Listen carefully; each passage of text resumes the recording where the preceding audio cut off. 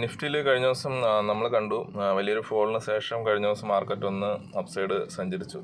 So അതൊരു pull back ആണോ അല്ലെങ്കിൽ റിവേഴ്സൽ ആണോ എന്നുള്ളത് നമുക്കറിയില്ല. പക്ഷേ എന്നാലും ചില ഇൻഡിക്കേറ്റേഴ്സ് വെച്ചിട്ട് നമുക്ക് ഒരു ഇൻഡിക്കേറ്ററിൻ്റെ ഹെൽപ്പോടുകൂടി നമുക്കത് ഒന്ന് മനസ്സിലാക്കി നോക്കാം എന്താണ് സംഭവിച്ചെന്നുള്ളത്. അല്ലെങ്കിൽ ആ ലെവൽ എത്തിയപ്പോൾ അത് താഴേക്ക് പോകുമോ അല്ലെങ്കിൽ ചെറിയൊരു പോസ് തന്നിട്ട് ചെറിയൊരു അപ്സൈഡ് റാലി തരുമോ എന്നുള്ളത് നമുക്ക് മനസ്സിലാക്കി തരുന്നൊരു ഇൻഡിക്കേറ്ററാണ് നമ്മൾ പരിചയപ്പെടുത്തുന്നത്. ജസ്റ്റ് കണ്ടു നോക്കുക. ഓക്കെ, നമ്മൾ നിഫ്റ്റിയുടെ ചാർട്ടിലേക്ക് പോകാം.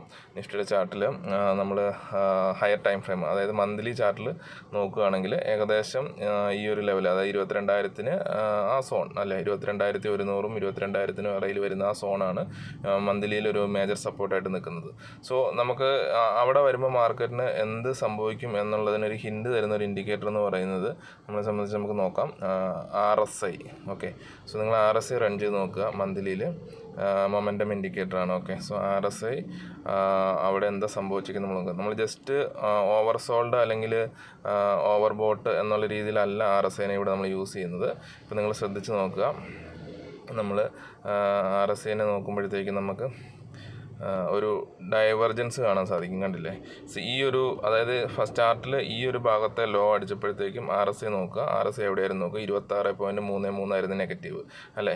അതിനുശേഷം നമ്മൾ കഴിഞ്ഞ മന്തിലെ ലോ നോക്കുമ്പോൾ എന്താണ്, കഴിഞ്ഞ മന്തിലെ ലോ നോക്കുമ്പോൾ 23.29 എന്ന ലെവലിലാണ് നിൽക്കുന്നത്. ഓക്കെ, സോ അതായത് 33 നിന്നും അത്രയും തന്നെ താഴേക്ക് വന്നില്ല. അപ്പോൾ അവിടെ ഒരു പോസിറ്റീവ് ഡൈവർജൻസ് നമുക്ക് കാണാൻ സാധിക്കുന്നുണ്ട് അല്ലേ.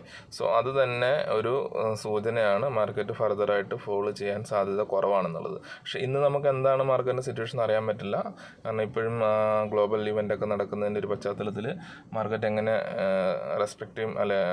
റെസ്പോണ്ട് ചെയ്യുമെന്ന് നമുക്കറിയില്ല. സോ ഈ ഒരു ഡൈവർജൻസ് മനസ്സിലാക്കി കഴിഞ്ഞാൽ കഴിഞ്ഞ ദിവസം മാർക്കറ്റ് ഫർദർ താഴേക്ക് പോകാൻ ചാൻസ് ഇല്ല എന്നുള്ളത് മനസ്സിലാക്കാൻ സാധിക്കും. ഓക്കെ.